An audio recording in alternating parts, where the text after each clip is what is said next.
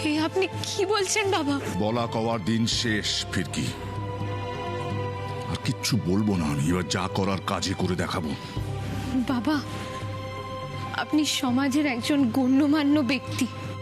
আপনার বিচারের উপর সমাজের অনেক কিছু নির্ভর করে থাকে। আপনার কাছে আমার একটাই অনুরোধ, কষ্টকর হলেও যা ঘটেছে সেটাকে আপনি প্লিজ আবেগ দিয়ে বিচার করবেন না, বরং যুক্তি দিয়ে বিচার করুন।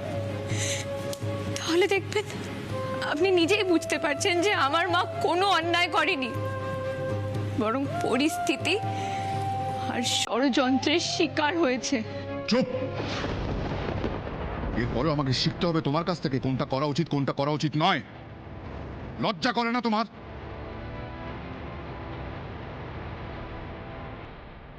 কোন মুখে এখন আমার সামনে দাঁড়িয়ে কথা বলছো তুমি? একটা কথা তুমি বলবে না নন্দিনী।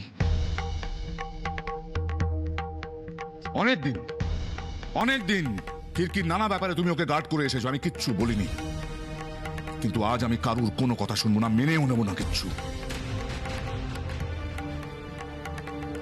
আমি তো বললাম তোমাকে ফিরকি, ভুলটা আমার।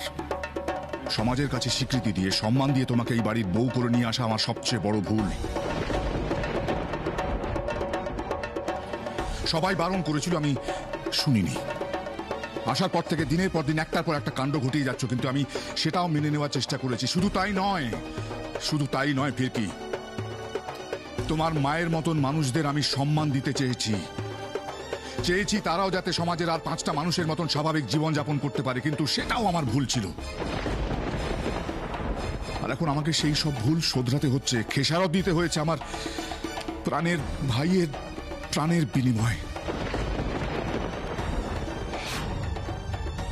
এখন নয় মাসিমা, ভাস্কর তাকে বলতে দিন। এখন আমার আফসোস হচ্ছে ফিরকি, কেন ভালো ব্যবহার করতে গেলাম ওই হিজিড় এগুলোদের সাথে।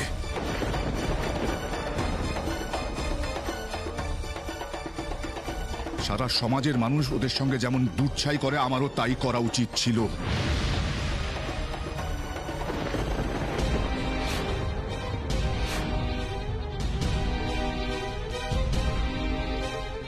বাবা, আপনার মতো একজন শিক্ষিত মানুষের কাছে আমি সত্যি এগুলো আশা করিনি।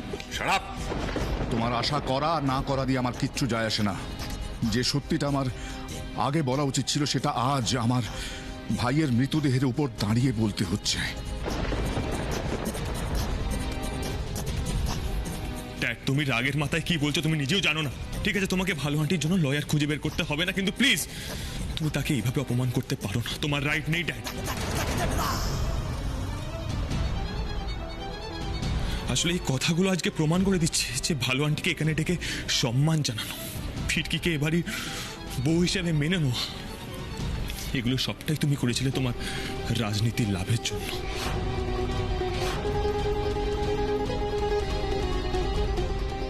নয়তো কারুর প্রতি যদি তোমার ভেতর থেকে শ্রদ্ধা আসতো, সত্য মিথ্যা বিচার না করে সেটা ভেঙে যাওয়ার কথা নয় ড্যাড। নীলাদ্রি!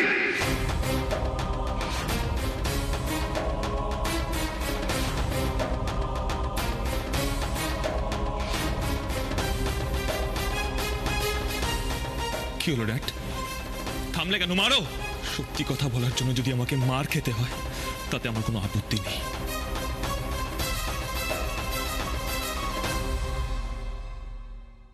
ভাবতেও ঘেন্না হয় যে তুমি এই বাড়ির ছেলে,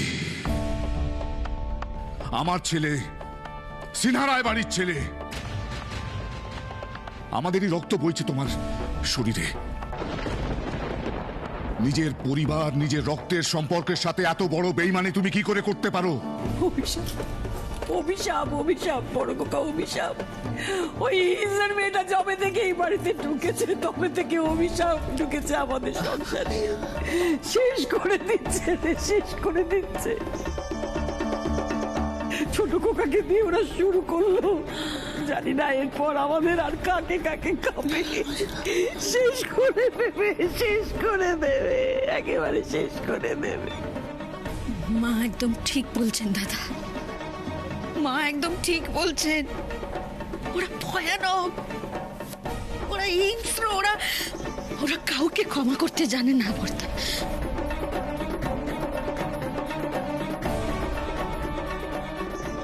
বর্দা আপনি বলুন এরপরে কি করে ফিরকির সাথে একই বাড়িতে থাকা আমার পক্ষে সম্ভব? ওই খুনির মেয়েটার সঙ্গে থাকতে থাকতে আমার দম বন্ধ হয়ে আসছে দাদা।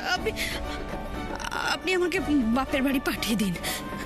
তরিতা তো বেশ ভালোই নাটক করছে, ওর এই ঘুমটা তো এতদিন জানা ছিল না।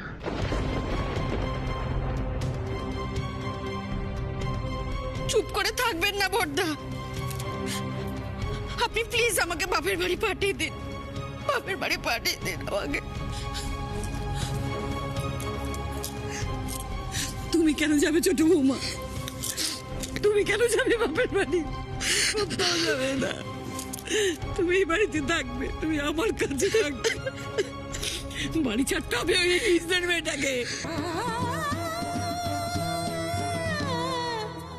ওকে আমি দূর করে দেবো। মা এসব কি বলছেন? মা কেন বলছেন এসব কথা? তুমি এখনো ওই হিজড়ের মেয়ের দিকে জল টেনে কথা বলছো, এত বড় একটা ঘটনা ঘটে যাবার পরেও কেন বুঝতে পারছেন না? এত বড় একটা ঘটনা এত বড় একটা বিপর্যয়, এত ভয়ঙ্কর ঘটনা, আরেকটা বিপর্যয় কেন টেনে আনছেন? মা আমাদের গোটা পরিবারটা ভেঙে যাবে। একটু একটু ভেবে দেখুন, বলবার আগে একটু ভাবুন না মা। তরিতা শোন আমার কথাটা একটু প্লিজ।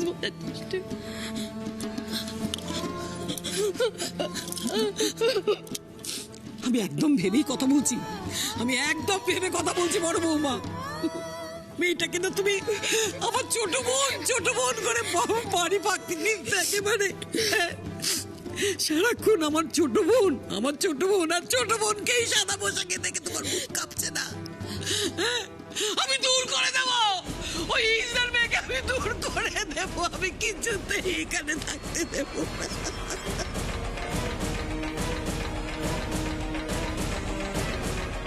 বেশ, তাহলে আমিও ফিরকির সাথে এই বাড়ি ছেড়ে চলে যাব। তাই নাকি? হ্যাঁ ড্যাড।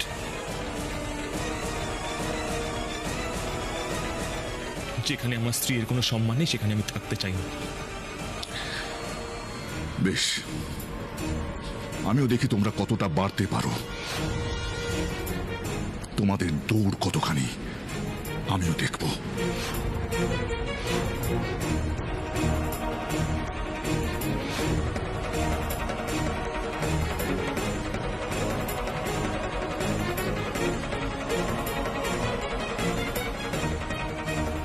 লোহা গরম আছে মিস্টার প্রকাশত, এটাই পারফেক্ট টাইম হাতুড়ি মারার।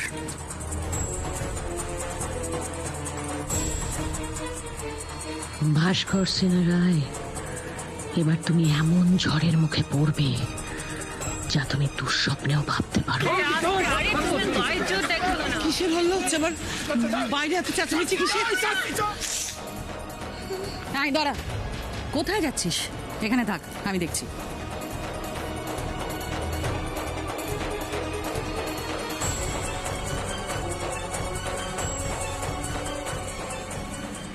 ভাস্করদা বাইরে মিডিয়া এসেছে, সিকিউরিটি ওদের আটকেছে, তাই ওরা এরকম হল্লা করছে। ওরা খবর পেয়ে গেছে যে তুমি কলকাতায় ফিরে এসেছো, এবার তো তোমাকে কথা বলতে হবে ওদের সাথে। ওদের বলে দাও আমি কারোর সঙ্গে দেখা করবো না এখন। কি বলছো তুমি? মানে তুমি যদি এখন কথা না বলো ওরা কি ভাববে বলো তো, যে উই আর এট ফল্ট, আমাদের কোনো দোষ রয়েছে, আমরা কিছু লুকোবার চেষ্টা করছি তাই কথা বলতে চাইছি না। এটা করা যাবে না। Just think about your image. যেভাবে ও কথাটা তোমায় বলতে হবে, আমি বুঝতে পারছি তোমার মনের অবস্থা, বাট প্লিজ প্লিজ। ঠিক আছে, আসতে বলো। ওকে।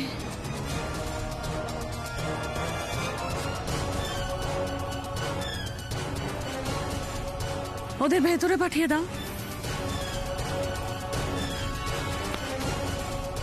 দিদি ভাই, এখানে থাকাটা ঠিক হবে না, যা উপরে যা যা যা। কি ব্যাপার দাঁড়িয়ে আছো যে? উপরে যাও, যাও যাও যাও যাও যাও যাও। তুমি কোথায় যাচ্ছ? এখানেই থাকবে তুমি।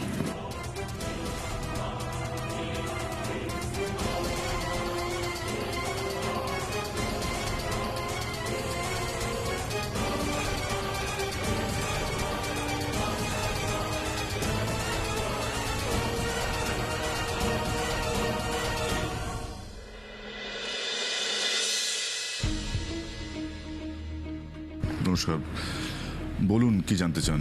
দেখুন, আমি জানিয়ে রাখি, মানসিকভাবে আমি প্রেস মিটের জন্য একেবারেই প্রস্তুত নই। তবু আপনারা যখন আপনার ভাই রুদ্র সিনহা রয় ড্রাগ পাচার চক্রের সাথে যুক্ত ছিল, এ ব্যাপারে আপনার কি মত ভাস্কর বাবু?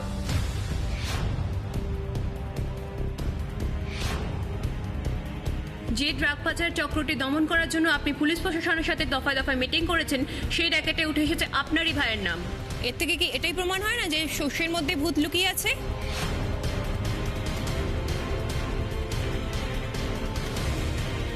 আপনি যখন নিজেকে সৎ জনদরদি জননেতা বলে দাবি করেন, সেখানে আপনার বাড়িতে এরকম বেআইনি কাজ কি করে হতে পারলো? তাহলে কি আপনি সবই জানতেন?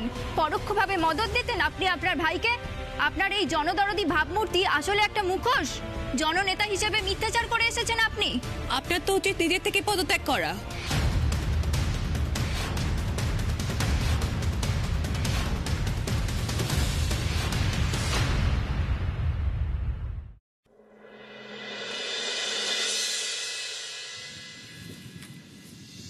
এই যে কাল তোমায় কোর্টে তোলা হবে। কাল?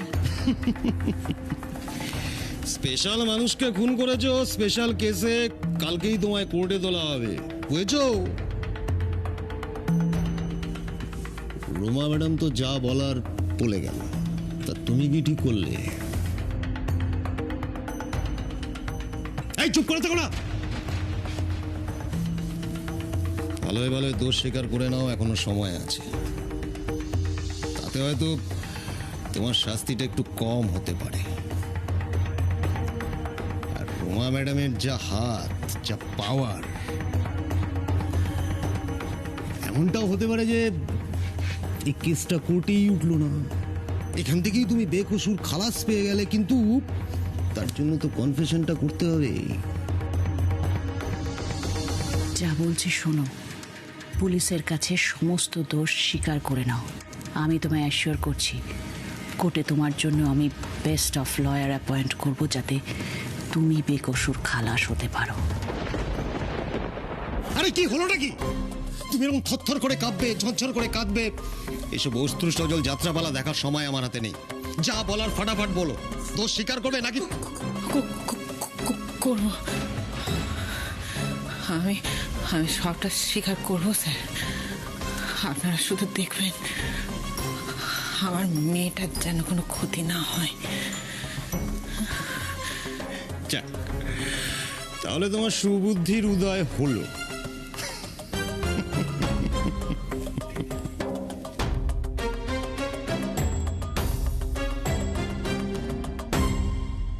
চুপ করে আছেন কেন ভাস্কর বাবু? আপনার মৌনতাকেই কি আমরা উত্তর বলে ধরে নেব?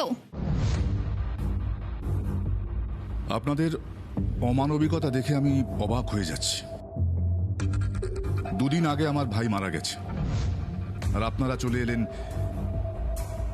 একটা মৃত মানুষকে নিয়ে জলঘোলা করতে। এই আপনারা সাংবাদিক, এই আপনাদের প্রফেশনাল এথিক্স। দেখুন, আমরা চুপ করুন আপনারা। এতক্ষণ আপনারা অনেক কিছুই বলেছেন, এবার আমি যেটা বলছি সেটা শুনুন। আমার ভাই রুদ্র সিনহা রায় যে কোনো রকম বেআইনি কাজের সঙ্গে যুক্ত ছিল, তার কোনো প্রমাণ আপনারা দেখাতে পারবেন? পারবেন না। তাই যান, আমাকে গদি থেকে সরানোর জন্য চক্রান্ত করে আপনাদের যারা পাঠিয়েছেন আমার বাড়িতে, তাদের গিয়ে বলে দিন, যতক্ষণ ভাস্কর সিনহা রায় আছে সে কোনো অন্যায় হতে দেবে না। আপনারা এত খবর রাখেন, এত খবর জানেন, নিশ্চয়ই এটাও জানবেন যে লক্ষ্মী নামে একজনকে আমার ভাই রুদ্র সিনহা রায়ের খুনের দায়ে গ্রেপ্তার করেছে পুলিশ। আর শুধু তাই নয়, তার বাড়ি থেকে ড্রাগসের স্যাম্পল পাওয়া গেছে, আমাদের বাড়ি থেকে নয়। আর এই প্রশ্নগুলো বর্দাকে না করে আপনারা আদালতের সামনে গিয়ে ধর্ণা দিন, যাতে ওই খুনির কঠিনতম শাস্তি হয়। ম্যাডাম, আপনি কি আপনার শ্বশুরের কথা সমর্থন করেন? আপনার কি মনে হয় আপনার মায়ের ঘৃণ্য কাজের সঙ্গে যুক্ত? কখনো না। আমার মা জীবনে কোনোদিনও কোনো অন্যায় কাজ করেনি, তাই আমি সবার সামনে জোর গলায় বলতে পারি, she is an honest person.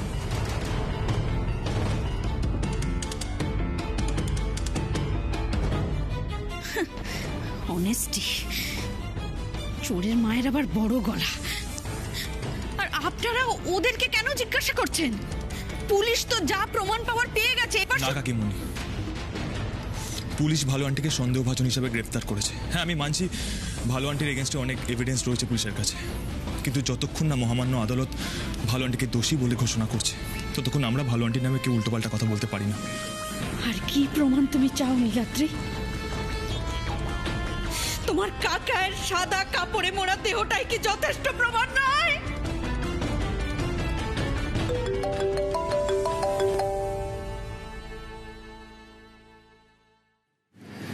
Yes officer. খবর আছে ম্যাডাম। কি খবর? লক্ষ্মী সব দোষ স্বীকার করে নেবে বলেছে। Good, very good.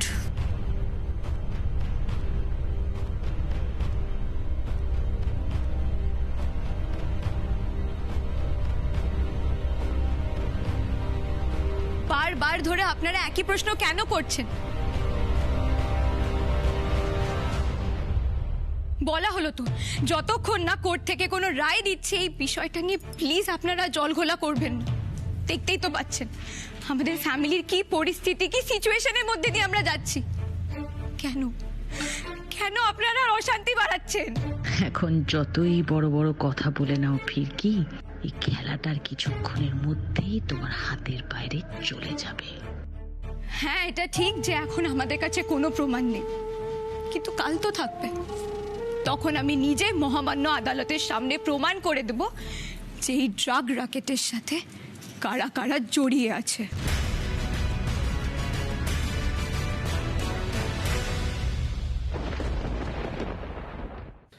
কি রে লক্ষ্মী, তোর কি মাথা খারাপ হয়ে গেছে?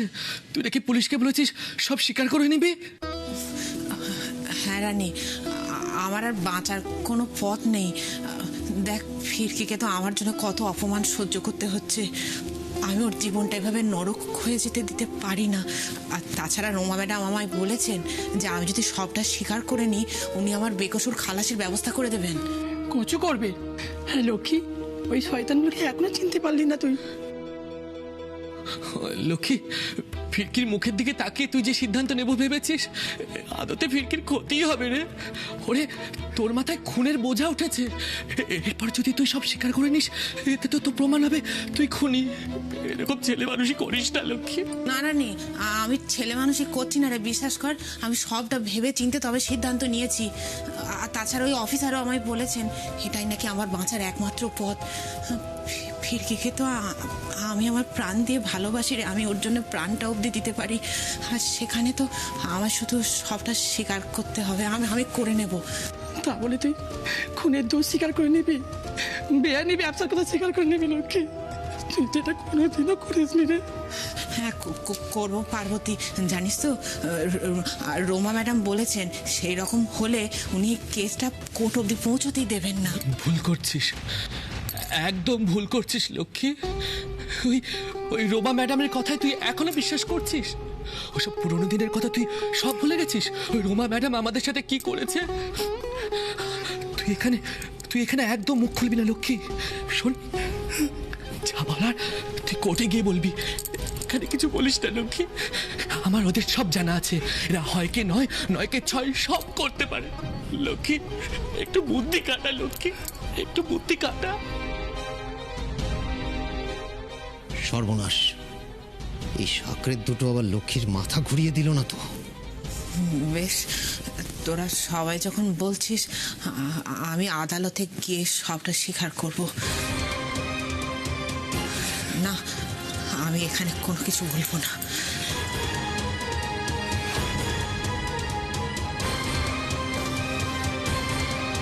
হিজড়েরা আজকাল সার্ভাইভালের জন্য যে যা খুশি তাই করতে পারে, সেটা লক্ষ্মীর ঘটনাটা কিন্তু আরো একবার নতুন করে আমাদের প্রমাণ করে দিল। ভুল। আপনি যাদের সম্বন্ধে এই ধরনের কথাগুলো বলছেন তাদেরকে আমি ছোট থেকে চিনি। তারা যদি না থাকতো আজ আমি এখানে সকলের সামনে হয়তো দাঁড়িয়ে থাকতেও পারতাম না। তারা আমাকে প্রাণে বাঁচিয়েছিল, ছোট থেকে বড় করে তুলেছে। তাই তারা এক্স্যাক্টলি কি কি করতে পারে সেই বিষয়ে আপনার থেকে অনেক বেশি গুণ আমি জানি বলেই আমার ধারণা। এরপর থেকে ওনাদের সম্পর্কে আর কিছু বলার আগে দুবার ভেবে বলবেন। কাল এই কেস কোর্টে উঠবে, আর সেই আদালতেই আমি প্রমাণ করে দেব যে আমার মা নির্দোষ।